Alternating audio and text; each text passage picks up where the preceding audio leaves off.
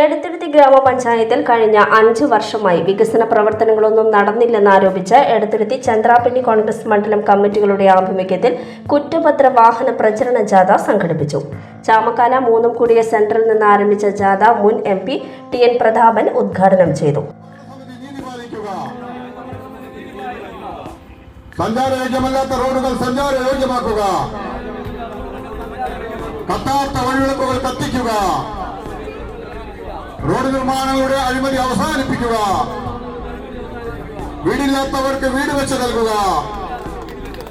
National Congress സിന്ദാബാദ്, national Congress സിന്ദാബാദ്, വാഹനപ്രതിനിധി സിന്ദാബാദ്, വാഹനപ്രതിനിധി സിന്ദാബാദ്.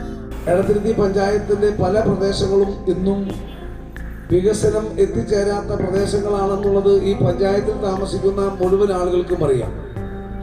കാലം മാറി ഐക്യകേരളം ഉണ്ടായതിനു ശേഷം, പഞ്ചായത്തുകൾ വന്നതിന് ശേഷം പലപ്പോഴും ജനകീയാസൂത്രണം ഉൾപ്പെടെ അധികാര വികേന്ദ്രീകരണത്തിന്റെ ഭാഗമായി രാജീവ് ഗാന്ധി കൊണ്ടുവന്ന പഞ്ചായത്ത് രാജ് സംവിധാനത്തിന്റെ അടിസ്ഥാനത്തിൽ പണ്ട് 50 രൂപ പോലും 50 രൂപയ്ക്ക് മേൽ ചിലവഴിക്കണമെങ്കിൽ DDP എന്ന് പറയുന്ന ഡിസ്ട്രിക്ട് ഡെപ്യൂട്ടി ഡയറക്ടർ ഓഫ് പഞ്ചായത്തിന് അനുമതി വേണ്ടിയിരുന്ന കാലത്ത് നിന്ന് മാറി കോൺഗ്രസ് നേതാവായ രാജീവ് ഗാന്ധി ഇന്ത്യയുടെ ഭരണഘടന ഭേദഗതി ചെയ്ത് പഞ്ചായത്ത് സ്ഥാപനങ്ങൾക്ക് പ്രാദേശിക ഗവൺമെന്റുകളുടെ പരിപൂർണമായ അധികാരം കൈമാറിയിരുന്നു.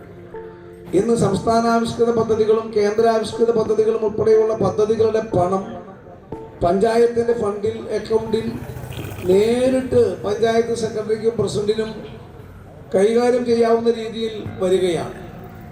ഗ്രാമസഭകൾ വഴി അംഗീകരിച്ച് പഞ്ചായത്ത് വികസന സെമിനാർ പാസാക്കി ഭരണസമിതിക്ക് അംഗീകാരം DDP അംഗീകാരം കൊടുത്താൽ ആ അംഗീകാരം കൊടുക്കുന്ന പദ്ധതികളെല്ലാം സമയബന്ധിതമായി തീർക്കേണ്ടതാണ് പഞ്ചായത്ത് രാജിന്റെ സംവിധാനത്തിന്റെ ഏറ്റവും വലിയ പ്രത്യേകത.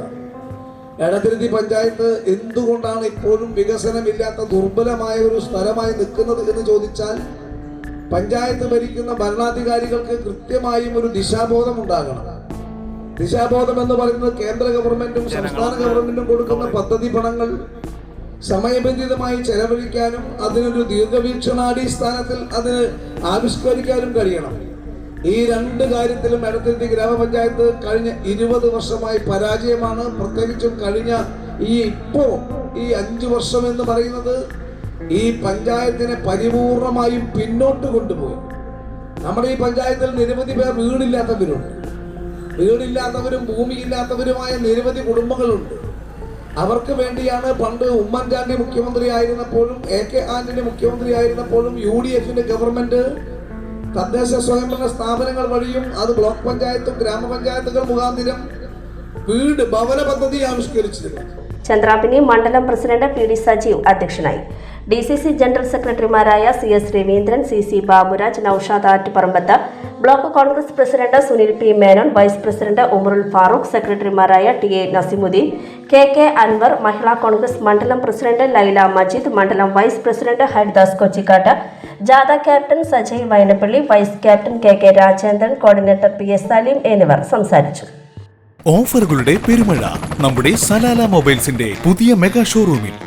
എല്ലാ ബ്രാൻഡഡ് സ്മാർട്ട് ഫോണുകൾ ഓൺലൈൻ വിലയേക്കാൾ കുറഞ്ഞ വിലയിൽ, കൂടെ 0% EMI and cash back offer, loan ഫെസിലിറ്റിയും എക്സ്ചേഞ്ച് സൗകര്യവും.